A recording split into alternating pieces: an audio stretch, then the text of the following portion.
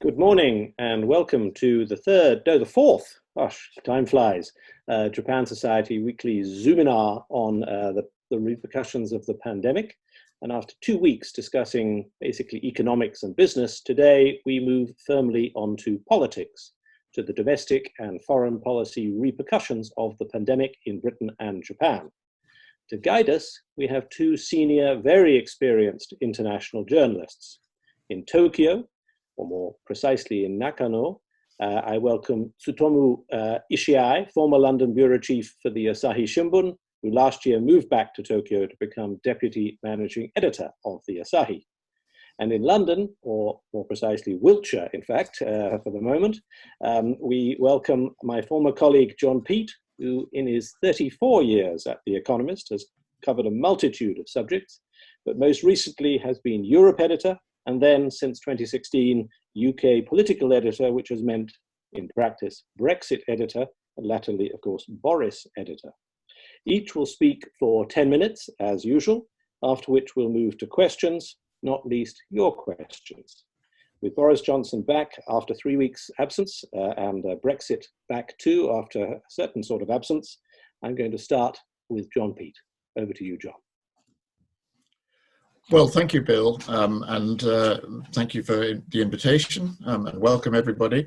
The first thing to say is that it's important to realise that Boris Johnson is in an exceptionally strong position. He won the December election with a huge majority, the biggest majority any party has had since the 1980s. And I think the arrival of coronavirus and the fact that actually he himself caught it has probably also boosted his position. We've seen all around the world that coronavirus has tended to strengthen incumbent governments and raise their poll ratings. So I think, and indeed, he's now had a new baby only yesterday, which I think may also make him more popular. So he is in a very strong position, and much stronger, for instance, than Theresa May was, or indeed David Cameron before Theresa May. And that means he can do a lot of what he likes. But I always like to go to a but on these situations. There is criticism of the way his government has handled coronavirus. Many people are saying it took Britain was late. It took a long time before we implemented a proper lockdown. Of course, the Conservative Party, which has been in office in effect for 10 years, has also been blamed for cutting the NHS, the National Health Service, for not doing anything about social care, for generally being a bit callous in relation to social services and healthcare. And we are experiencing in the UK an unusually high death rate from the coronavirus, now looking like one of the worst in Europe. And many people are beginning to say, well, we haven't really worked out a good testing and tracing system, as South Korea in particular did. And there was a time when we thought we'd just go through this and acquire herd immunity. So I think criticism of the government's handling of coronavirus is increasing. And the other but I would say about Boris is that although he has quite a lot of popularity and did very well in the election, he also has quite a lot of negatives. There are quite a lot of people who don't think he's a serious figure. He's not prime ministerial. Many people don't think he's up to the job. He's not serious. I think if things started to go wrong for his government, it could easily emerge that actually, rather like Donald Trump, he has some strong support, but also quite a lot of critics. And I think what may make a difference there is the arrival of a new Labour Party leader in Sir Keir Starmer, who is a very different figure from his predecessor, Jeremy Corbyn, much more serious, much more prime ministerial, a weighty figure with really quite impressive experience as director of public prosecutions, which is why he's a Sir. And I think he could become a much more serious opponent and a much stronger opposition leader than his predecessor. So it's early days. It's difficult for Keir Starmer, like any opposition leader, to actually have much impact at the moment because all the news focuses on the coronavirus and how governments are responding to it. It's a little bit like Joe Biden in America finding it rather difficult to sort of get publicity for himself. But I do think Keir Starmer is going to turn into a much more vigorous opponent and potential critic of the Johnson government than his predecessor. And I think that takes me quite neatly, if I can do it, onto the subject of Brexit, because one of the things about Keir Starmer is he is an expert on Brexit. He was the shadow spokesman for Brexit for several years since the referendum, and he became quite a good details man. He's a lawyer. He understands how the EU works, and he understands a lot of the detail of Brexit and negotiations around Brexit. In a way, of course, Boris Johnson does too, but Boris Johnson's whole record is one, frankly, of being a journalist rather than being an expert. And he knows Brussels, Boris Johnson. He does understand the EU. He's been a critic of the European Union for a very long time, both as a journalist and as a politician. But he's not a details person. And I think when it comes to debate about how Brexit is going, how trade negotiations are going, I would expect Keir Starmer to prove once again quite a vigorous critic of how this government is behaving. On Brexit, however, now it's sort of slightly off the agenda because people are only talking about the coronavirus. I think it is worth saying that Brexit is the reason why Boris Johnson became Prime Minister. It's the reason that Theresa May was forced to resign. And Boris Johnson was picked by his party as the potential Prime Minister before the election last year, mainly because he had been a strong leader of the Leave campaign, and Conservative Party members have become increasingly in favour of Brexit. And his slogan for the election, as everybody remembers, was "Get Brexit done." So he has become very strongly identified with the cause of Brexit, and in particular with what we used to call in the old days a hard Brexit, a Brexit in which the UK leaves the single market, the customs union, and goes for really quite a loose trade relationship with the European Union. Since the 2016 referendum, the country has continued to be largely split between those who think it was a mistake to leave the European Union and those who think it's a good idea. It's not far off 50-50. But those who thought at the time, rather as I did as a journalist, that it might be sensible to find a compromise where you left but retained a very close relationship with the European Union, I think we've actually lost that argument politically. After the election of Boris Johnson and his large majority, we are heading for a very hard Brexit. And of course, we have in fact left. It's worth reminding people we've already left the European Union. We did so on the 31st of January, when the period in which we were negotiating our withdrawal came to an end, and we did withdraw. So Britain is no longer a member of the European Union. And those who wanted to reverse the decision and perhaps have a second referendum, have clearly lost that argument. Britain is now out of the European Union. It's just that we are in a transition period in which actually nothing much has changed, and we continue to behave as if we are still members of the European Union, and industries and so on are trading as if we are still members, because we are, of the single market and the customs union. The argument that is going to, I think, become stronger over the next couple of months, subject to coronavirus, will focus on, well, what is the relationship between the UK and the EU going to be in the long run? And this is where Boris Johnson's government is committed to a fairly loose relationship that looks a bit like Canada's, or sometimes they quote Japan even and say just a free trade arrangement, nothing more than that. But they are running into serious problems in the negotiations with the European Union. To negotiate a free trade arrangement, even one that looks like Canada's, Japan's, or others, typically takes years, not months. And we have only 8 months left until the end of the year, when Britain is due to move into a new trade relationship with the European Union. And the negotiations embrace a great deal more than just trade. They embrace security relations, fisheries, financial services, the position of Northern Ireland, customs arrangements, and what in Brussels is known as the level playing field, by which the EU is trying to say that although it is happy with a free trade arrangement with Britain, Britain is such a nearby economy and such a potential competitor that they wish to force it to observe quite a lot of EU rules and not to undercut European Union companies in a way that they would consider unfair. And at the moment, frankly, there is a standoff in these negotiations. They are going ahead with difficulty by virtual means, in effect, a large Zoom conversation. But negotiations on trade are very, very hard to do, and to do them virtually, most trade experts think is extremely difficult. And that raises the question on which I will finish my opening remarks. Given that we only have 8 months to do all this, what about the idea of actually saying maybe we need a bit more time? There is a provision in the withdrawal agreement that is now governing the relationship between Britain and the European Union for asking for an extension of the deadline, which is currently at the end of December. The extension could be anything up to 1 or even 2 years. But it has to be requested before the end of June in accordance with that withdrawal agreement.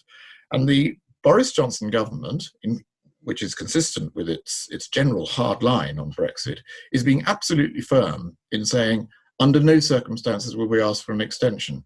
They disliked intensely the notion under Theresa May that when you got to a deadline, if you hadn't reached an agreement, you should try and ask for more time rather than go for what was then called no deal. That's something the Brexiteers thought was weak, and it undermined Britain's negotiating position. So they are now trying to, as it were, outdo the Theresa May negotiators by saying, in no circumstances will we ask for more time. If we can't do a deal by the end of the year, we'll just leave with no trade deal. And they hope that that threat might soften the position of the European Union. I think that is an ambitious, to put it mildly, objective, because Brussels is also very preoccupied with the coronavirus, with the Eurozone, with many other things besides Brexit. And I don't see, on the basis of experience, that the EU is going to give a lot of ground to accommodate Britain's wishes. And the arguments over things like fisheries, the level playing field, and so on will continue. So right now, I would say it is unlikely that the UK is going to request an extension by the end of June. And that makes it quite likely that at the end of the year, Britain will formally leave the European Union without a trade deal in place at all. And that could make Brexit, in practice, particularly disruptive at the end of the year, at a time when, of course, we're all coping with coronavirus and the disruption from coronavirus itself. It may not come to that. There is time perhaps to do a bare bones free trade agreement. But at the moment, I'm saying no more than 50-50. I think there's a 50% chance that at the end of the year, the UK will leave without a trade deal in place at all. And that means tariffs, customs controls, disruption at the border between Dover and Calais, and some problems for Northern Ireland as well. So watch this space. I can't hear you, Bill. I've been unmuted by my host. Good. Thank you. I perhaps was made speechless by the gloom of what you were saying. But thank you for waking us up with this prospect of a 50-50 chance of leaving with no deal at the end of the year. We'll come back to questions about that, I'm sure. And of course, since I'm sitting in Dublin, I will be wanting to ask you a question about the border in the Irish Sea and all of those questions. But now we're going to move to Tokyo, to Ishiai Sensei, as I shall call him. We journalists don't typically call ourselves Sensei, but why not Ishiai Sensei? Tsutomu, over to you for Japanese politics. Thank you, Bill. Thank you so much. Thank you for your kind invitation. And it's so nice to meet all the friends again through this, Zoom webinar. And first of all, may I start with explaining something about the current situation in Japan, because some of you might not know the current situation in Japan. As you may know, that Japan is under the state of emergency for almost 1 month. And today is really the day that Japanese government tried to extend for 1 more month. And so we are really in a similar situation. But one big difference between Japan and the other Western countries is that we are not in a situation of lockdown, so-called. So today I just commute the train and to go to the office and return back. And relatively speaking, I think the number of passengers on the train are maybe less than half, or maybe 60-70% less than the normal. And we are normally, in this particular week, the end of April and early week of May is a time of so-called Golden Week. And there are so many national holidays, and it's time for family to go abroad or go picnic or something. But instead, Governor Koike of Tokyo named it Stay Home Week. So we try to find how to spend, this stay home week by just simply staying home. The big, also one of the big differences between the situation here in Japan and the other major countries in the West is the level of infections and the level of number of deaths are relatively low. And still there are so many speculations, and we don't know the specific cause or reasons why we are not, or suffering a lot like the UK, because, for example, number of, I think this is in UK is almost 21,000, but now Tokyo confirmed this is, Japan confirmed this is about 400. So very low, and number of confirmed infected is about 14,000. So when we started the state of emergency from early first week of April, we are just following the path of New York, because at that point we are almost in a similar numbers and trend of New York City. But in a way, fortunately, after almost 3 weeks and 4 weeks, we are relatively stable situation. And during that stability, I can maybe say the leadership of Prime Minister Abe is not at all stable, because he was very unstable in deciding things, and sometimes it's too slow to move.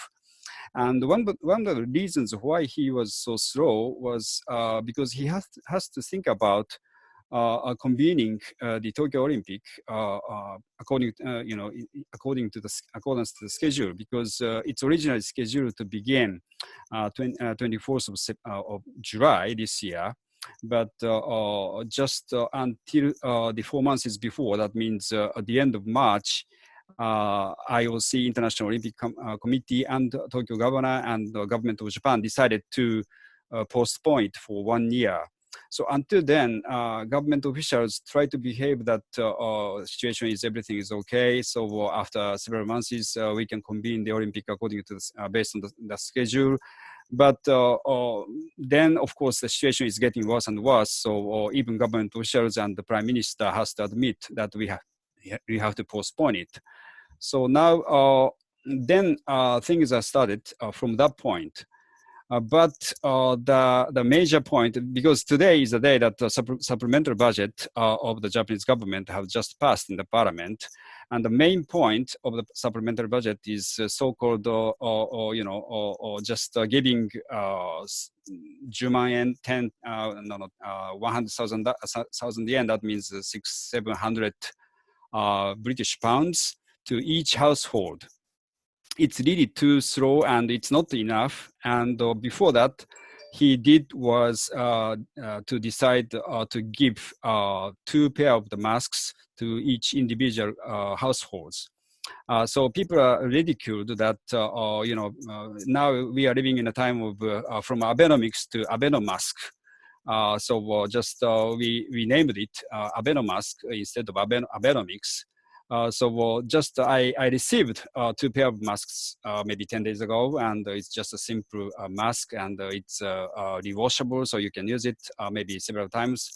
But the quality was not so good, and the people are talking about how bad spending such a big amount of money to just give 2 pair of masks. I think it cost 350 million pounds. It's 46 billion Japanese yen. So instead, we have to do something much better. And also, many media reports pointed out that Japan is quite unique, that testing is quite in a low pace. So even those who felt being sick try to get those tests, but they cannot.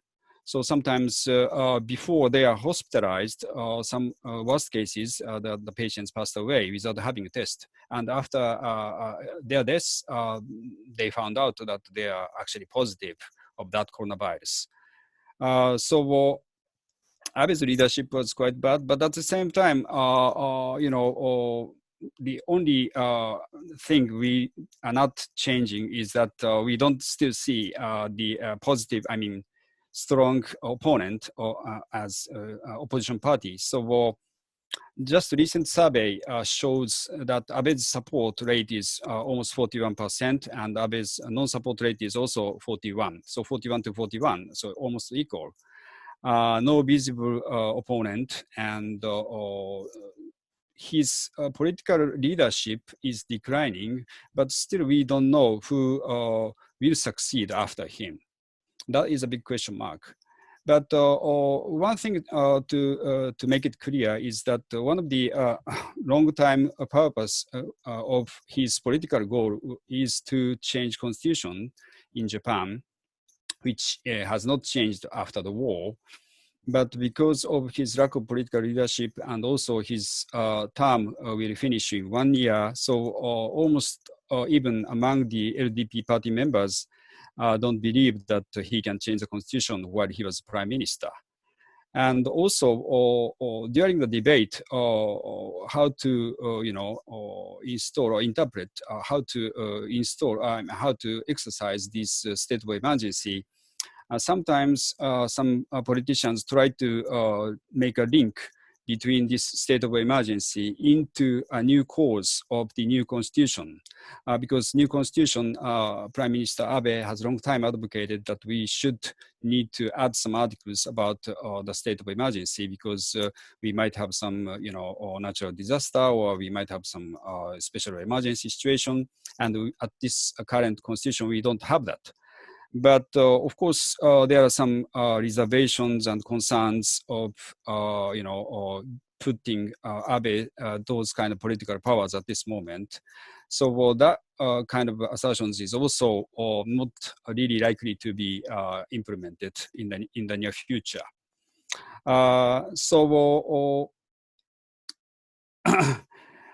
Then also we are talking about who should replace Abe. We have to think about so many political schedules from now on.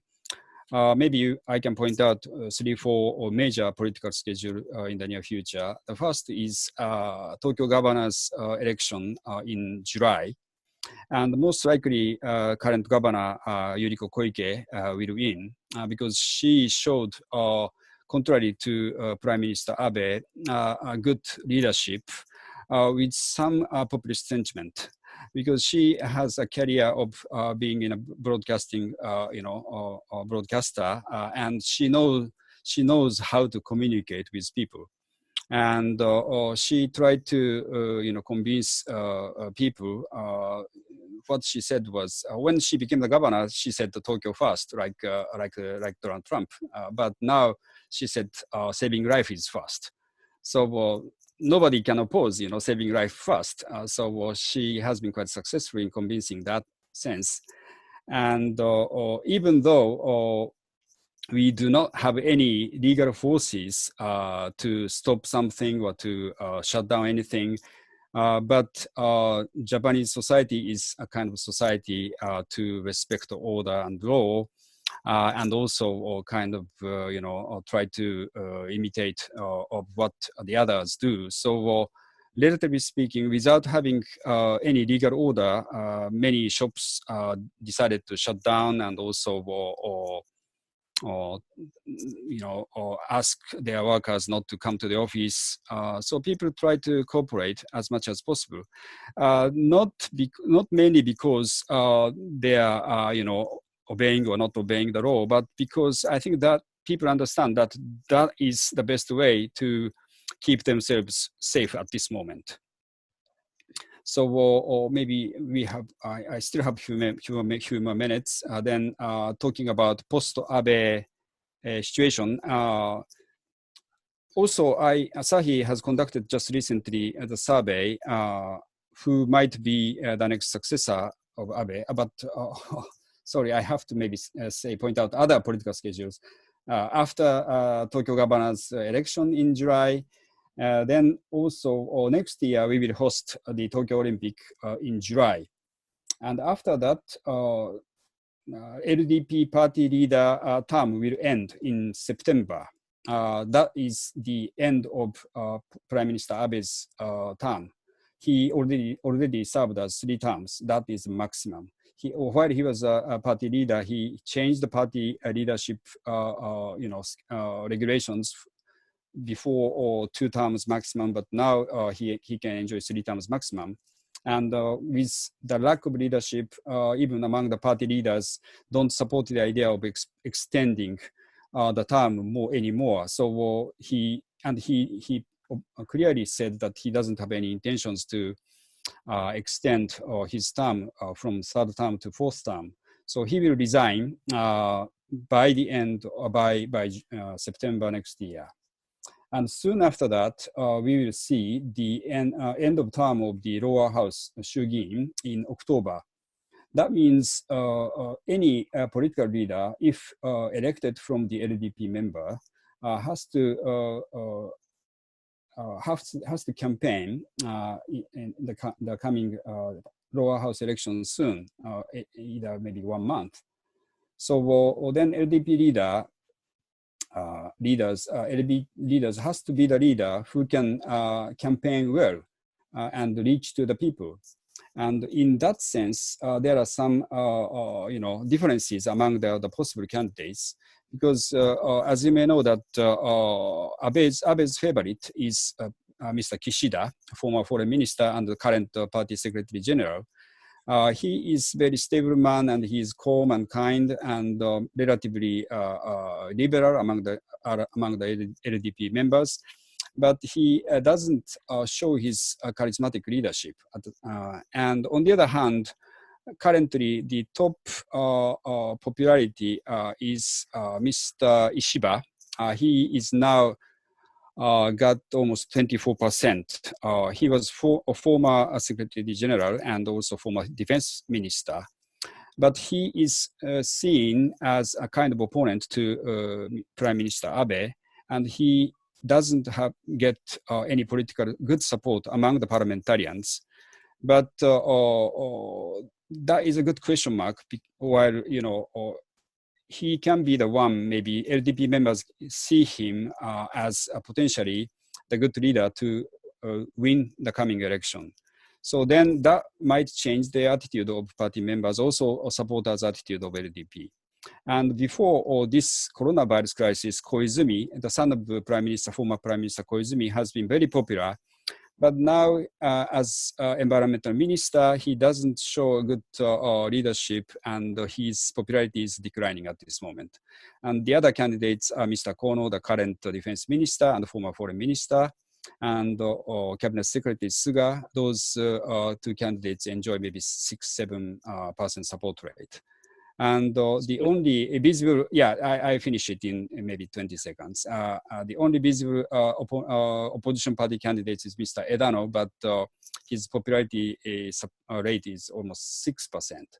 So my conclusion is, even having this coronavirus, still LDP can enjoy the majority, and no visible opposition party, and most likely someone from the LDP will succeed Mr. Abe. Thank you.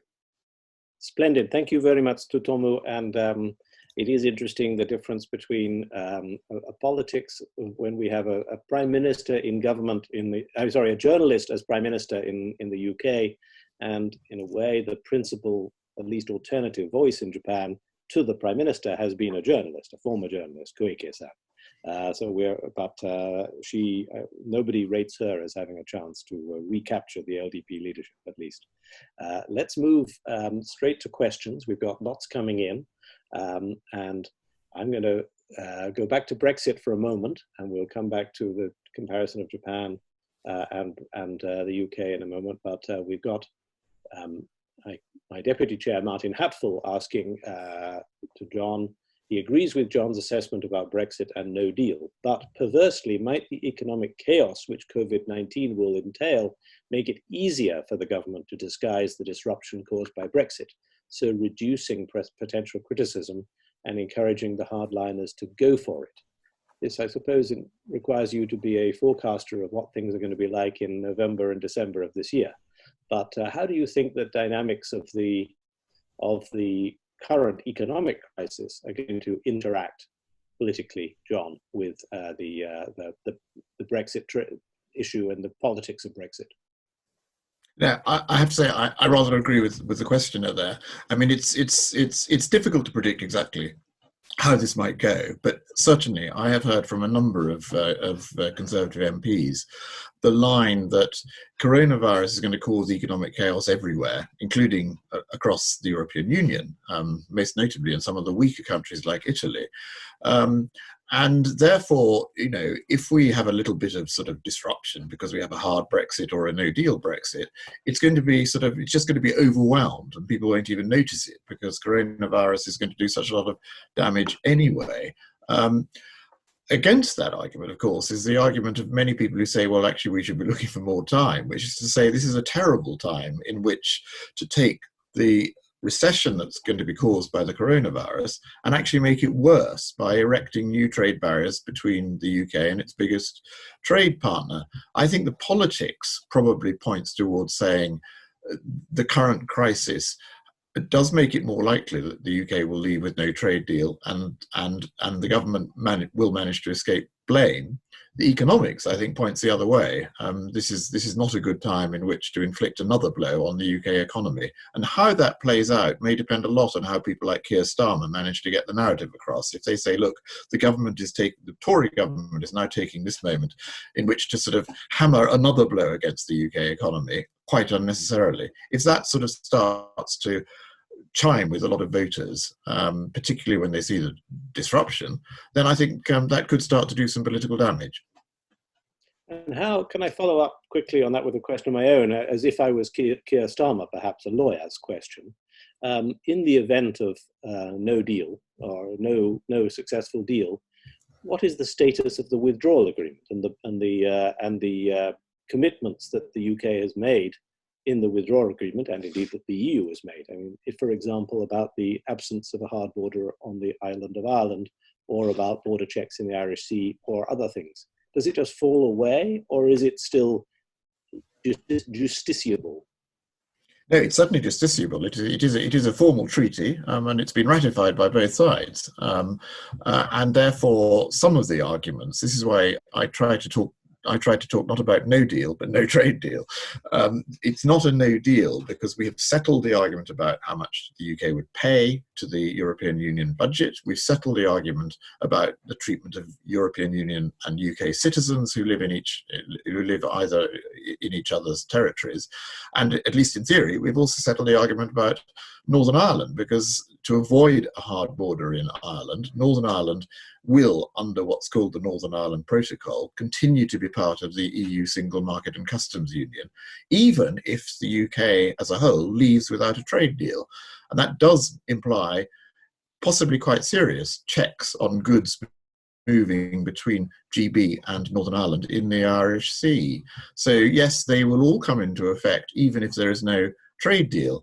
The worry that I have is the politics of it, because if there's no trade deal, the atmosphere between London and Brussels and London and Paris, perhaps in particular, could be quite bad.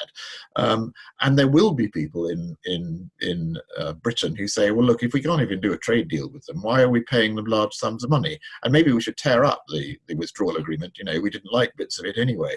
So I think the politics of it could be quite awkward. But certainly as a matter of law, as Keir Starmer would be the first to point out, we will continue to be bound by the withdrawal agreement.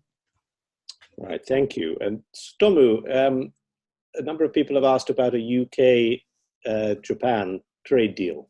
That, as Nicholas MacLean says, the Department for International Trade has put a free trade deal with Japan as one of its top priorities, whether or not there is a no-deal Brexit.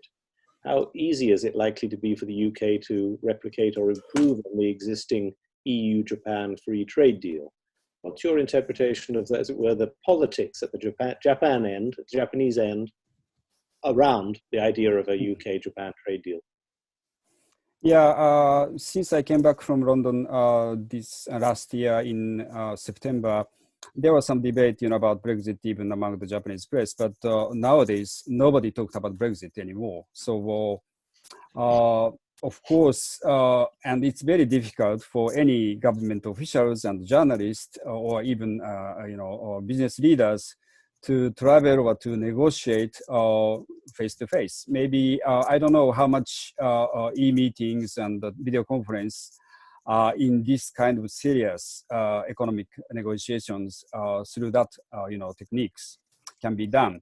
But otherwise, if you travel to UK, maybe you have to stay self-isolate for 2 weeks. And then after that, some negotiations, then come back to Japan and stay at home for self-isolation for another 2 weeks. It's really technically impossible to have that kind of physical contacts. So first of all, this coronavirus really affects the people's move.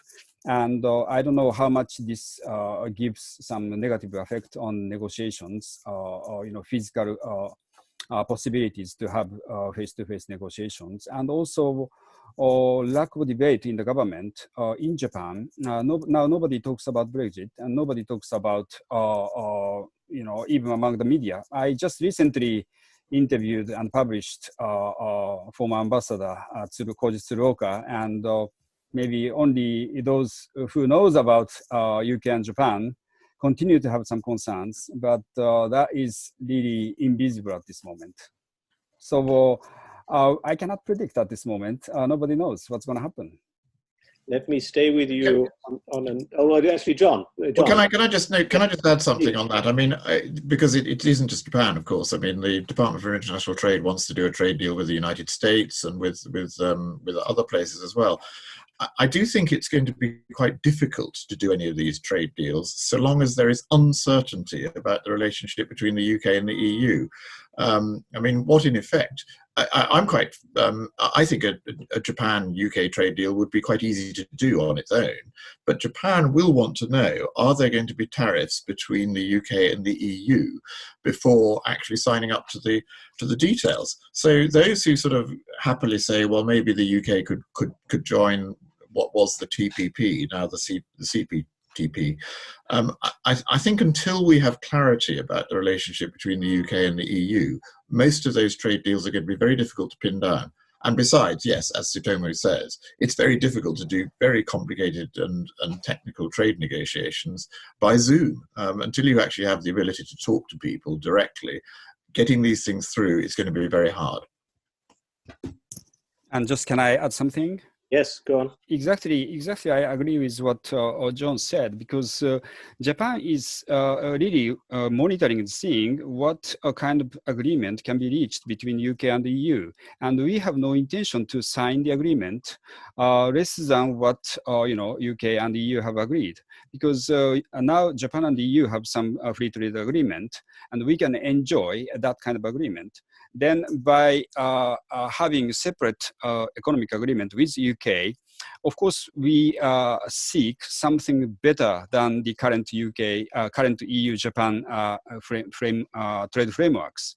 So then I think it's quite unlikely that Japan will sign unilaterally before UK and the EU sign any trade agreement.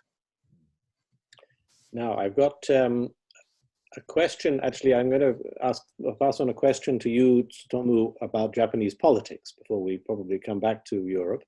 Ian Neary from University of Oxford, from St. Anthony's College, has asked, he's interested in the timing of the next lower house election. Why do you, Tsutomu, think it will be delayed until October 2021 rather than, say, running it in late 2020 or early 2021 or whenever a COVID-19 exit strategy has succeeded? Abe has a record of calling sudden elections.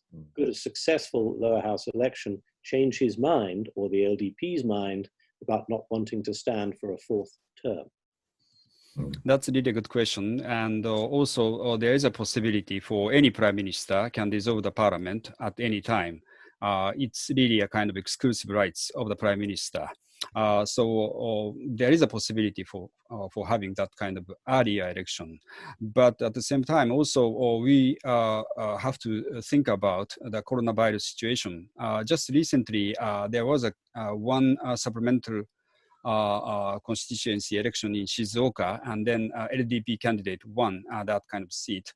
But during the campaign, it's really hard for those candidates to shake hands with supporters or having, a meeting with supporters and or real discussion or debate.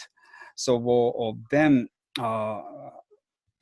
under this kind of circumstances, if a minister dissolves the government and stop the government function for maybe 1 or 2 months, and then there's no way to campaign, and still the coronavirus situation was deteriorating, then people will naturally get angry. Why we have to have this kind of election at this moment under this really severe coronavirus situation? So of course, there might have a chance for Prime Minister Abe if the situation has become stable and people try to get back to the normal life, and then there might have a possibility for Abe to dissolve the parliament. But at this moment, nobody can predict that kind of scenario will happen.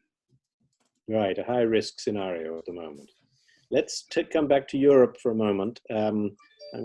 Andrew Fraser of Mitsubishi Corporation is going to take you, John Peet, back to your Europe editor days, your Eurozone crisis days, and me to Italy, of course. Could John Peet, and perhaps our chair, share his thoughts on how the debt crisis in parts of the Eurozone might be resolved at a time when Italy's bond yields are some 2 percentage points above Germany's? Which I'll add, I mean, looking at what difference does the state of the Eurozone and the resolution of the Eurozone make, if any, to British politics, since they are our biggest market and are meant to be a close relationship, even in Boris Johnson's version of a hard Brexit, we're supposed to have a close relationship with Europe. How do you think the European situation is going to play out?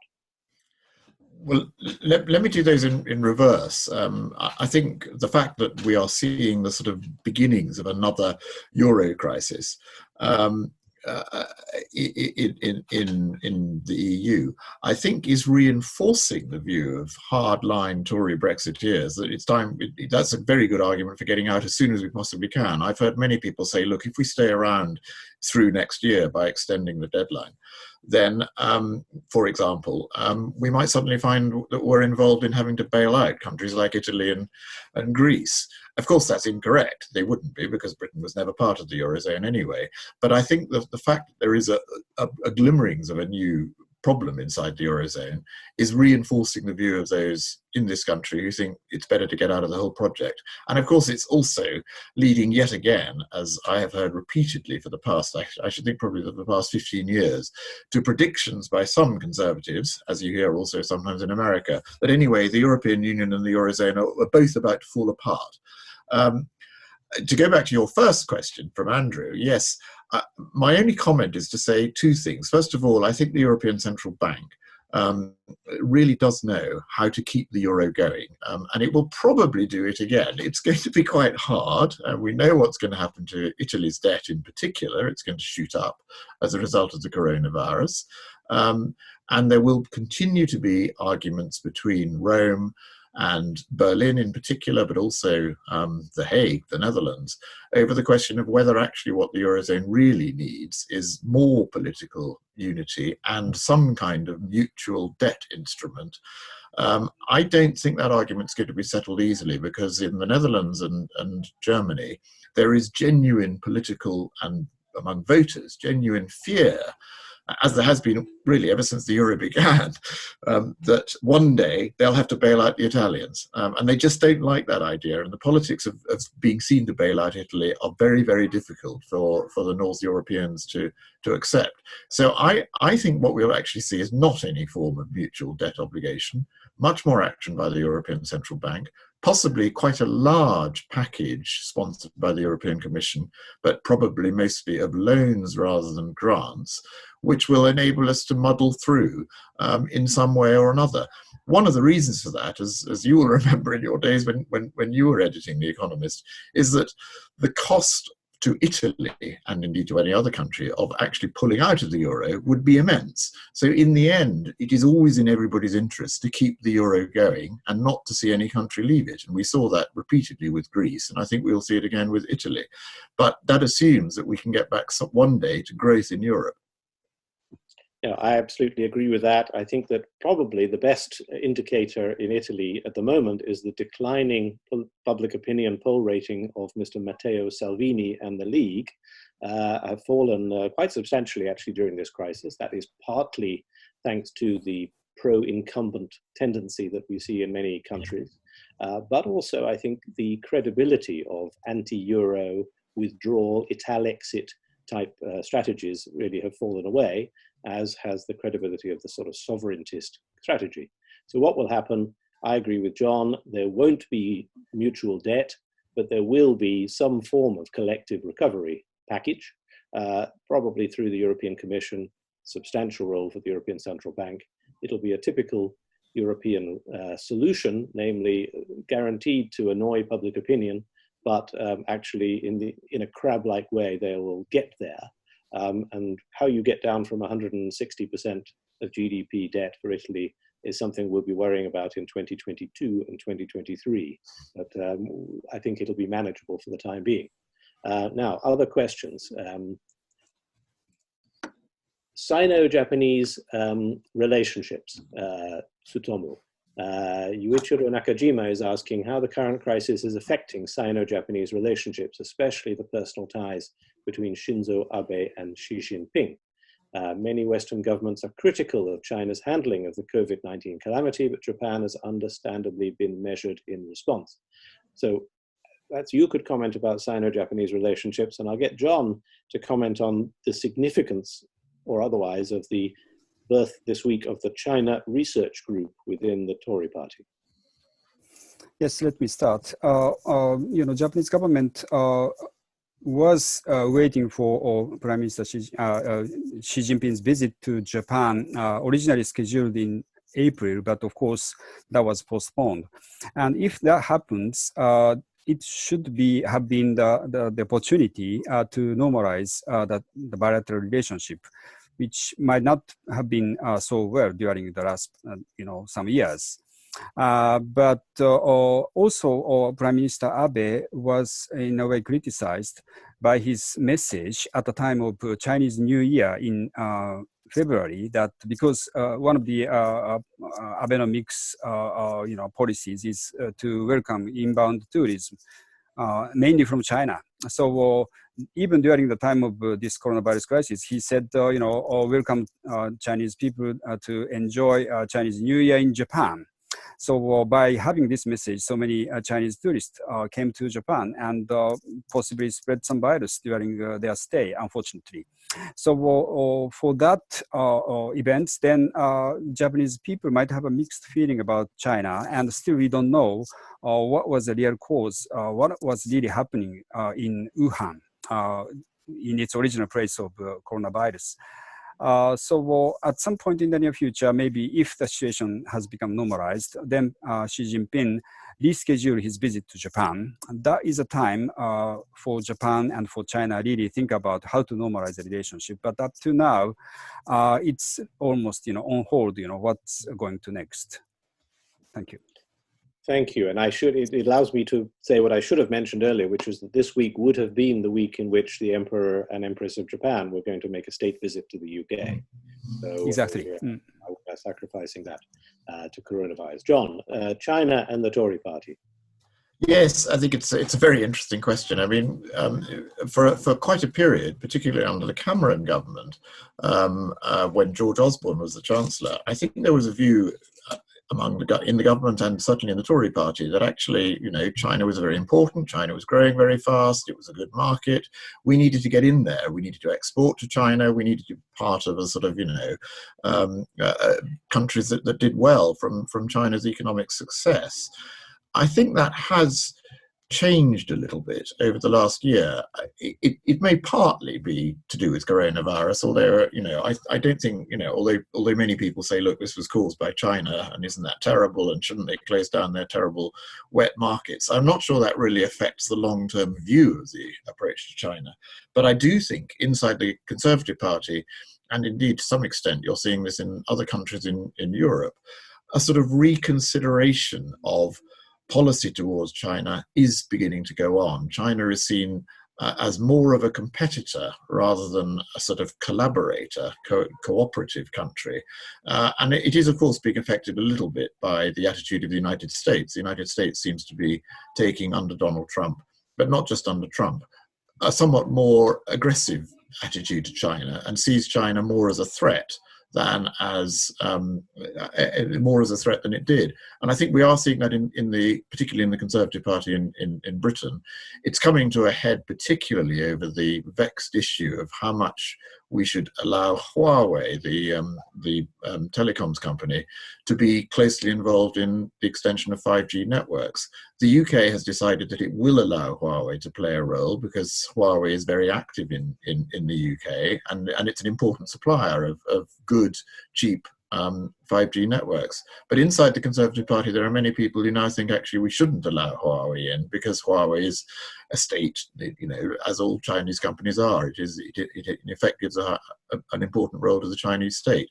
So I think you can expect to see the UK under its current government taking a rather harder line towards China than some previous governments.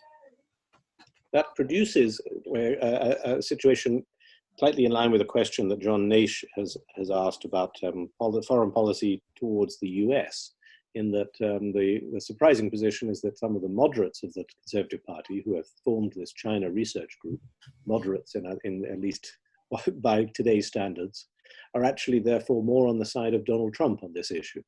How is the UK policy with the US going to evolve, do you think?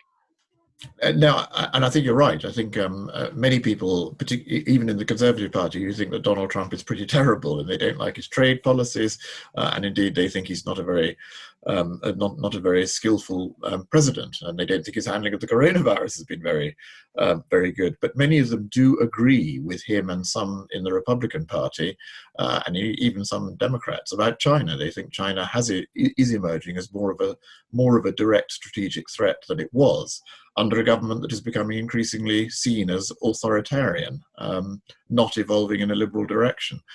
So I think that is making many conservatives, even those conservatives who have been critical of Donald Trump, more on the side of the United States. And I assume that you and your colleagues rather think that a President Biden or a Biden administration, were that to come in November, would actually carry on that pretty tough policy on China. Yes, I believe that's correct. It is often the case that people say, "Oh, well, if we can get rid of Donald Trump, everything in America will change for the better." But I don't think that's necessarily the case. I think many of the things about America, including its pivot towards Asia, a tougher line on China, and actually a tough line on trade issues, I think they're now embedded in the American political establishment, and they will continue. Tsutomu, you could say a few words about Japan and the US and how you see that evolving. But also, I'm going to treat you as a business journalist, which I think is a little unfair, but nevertheless, why not? A number of people have asked questions about Japanese companies in the UK in the light of a hard Brexit. Nissan, Ian Hepburn from the Japan Society of Scotland, who's visited the Nissan car factory, will affect Nissan's attitude to making cars in the UK, but also its joint venture in China. Have you got a sense of the way Japanese business is thinking about COVID-19 and Brexit as a long-term issue? Yeah, maybe the last question first. Of course, it's really unpredictable situations, and this coronavirus did affect many Japanese companies which operate overseas, especially here in UK. And of course, airline companies are suffering a lot of deficit at this moment, and also trading company are in a difficult situation, and also finance banks are also affected. Not only in business, but also in politics, people thinking are going more like inward and think about more like domestic things first. And Japan is really a kind of island nation, and usually we try to advocate that we have to be global and we have to think about global things. But once these kind of big thing happens, not only politics but also companies try to save their own operations in Japan, and but at the same time Japanese market has shrinked quite severely, and Japan is really a country of so many restaurants like UK pubs. People are drinking after job, but that kind of tradition disappears. So I don't think at this moment any business leaders in Japan will make a big decision to make big investment or big or decision making in foreign operations. And about the U.S.-Japan relations, of course, we are closely monitoring what's going on about the coming presidential election, and historically, security issues and diplomatic issues, Japanese leadership has some preferences to deal with Republican Party leader rather than Democratic Party leader, because there are some kind of security community and more like anti-communism or anti-China type of policy. And while Democratic leaders, like while Clinton was president or other Democratic leaders, tend to deal with China rather than Japan. So we have still have a kind of a bad wording of Japan passing, not Japan bashing, but sometimes U.S. try to not to consider well about Japan-U.S. relations, but without having that, we have a kind of concern that the U.S. and China make a big deal without having consideration with U.S.-Japan. So that is a real concern. I'm just going to a quick follow-up question. We're running close to time, but I'm tempted to ask it from Kirin Narita, a PhD student at Queen Mary University, London. What differences are there in what prefectural authorities are able to and are doing in contrast to the central government? The difference between features in dealing with COVID-19. And this is, I'm asking you this partly because I'm treating Japan as being almost like the United States, with the states versus the federal, the governors against the center, the prefectures against central government. Is there that kind of political difference? Or is it much more nuanced?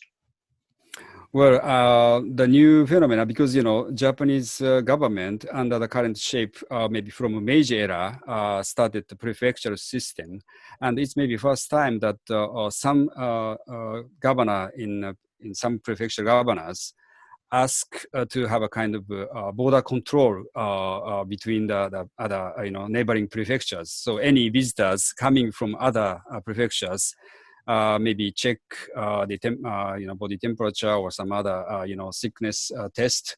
That is really a concern, and so Japan is quite different. Our prefecture is not the state in the United States. We do not have that kind of big autonomy, and still heavily under control of the central government. But at this moment, because of the nature of this special measure law under the emergency law, each prefecture has to make their own decisions according to the guidance of the central government. So it's really a variety of policies made by so many governors, and each governors try to utilize this opportunity to show their leadership. And some of the leaders, governors, has been quite successful, like in Tokyo or in Osaka or in Hokkaido, but some others are not so well. Thank you. Well, it would be very interesting to think of border controls between Wiltshire and Oxfordshire, John. But I'm going to ask you, we're coming to the end of the hour, regrettably, but I'm going to ask you particularly to finish off with a Brexit answer, which is, I suppose, about June the 30th, the deadline coming up for extending the transition. What indicators would you be looking at just to guide as to whether or not there was any chance that Britain was actually going to exercise this right or not? Is there anything that you would see happening in let's say in June, mid-June, that would start be flashing lights to say it's going to happen, or rather that we were going to reject it? I think there is a critical meeting of what's called the Joint Committee, which is chaired by Michael Gove for the UK and Mariusz Sefcovic, if I got the right pronunciation, for the European Commission, that takes place in early June, at which this issue has to be discussed. But I think, given the line that the ministers are taking now, I don't think that will be a place at which the UK formally says we now want an extension. So I suspect the key meeting is actually going to be the meeting of the European Council heads of government, which would include should include a visit by Boris Johnson, although we have left the EU, in mid-June. I think the dates are 18th and 19th of June, and I would think there will be quite a serious discussion between the European leaders about whether somehow or other we should think about extending the deadline. But my current prediction is that Boris Johnson will come to that meeting and say, no, I'm just not interested in extending the deadline. It's not going to happen. And there is no way the deadline can be extended without the UK agreeing to it. So I think that's probably what will happen in June. There then may be some discussion about, okay, if formally speaking, the treaty has a deadline of the 30th of June to ask for an extension. But if we get into a mess in November, December, could we find some way of extending then?